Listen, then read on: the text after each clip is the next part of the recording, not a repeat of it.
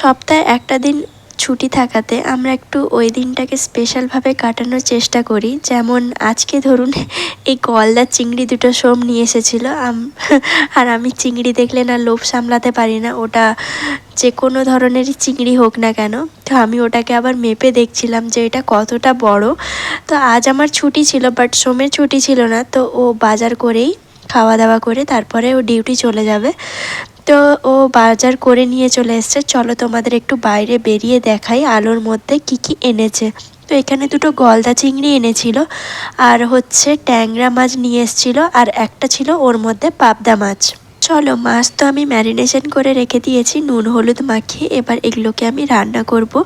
প্রথমে হচ্ছে চিংড়িটার আমি মালাইকারি করব, আর ওই বাকি মাছগুলোকে আমি ঝাল দেওয়া করব, আর কিছুটা ভাজা করব পেঁয়াজ লঙ্কা দিয়ে, কারণ এটা সোম খেতে খুবই ভালোবাসে।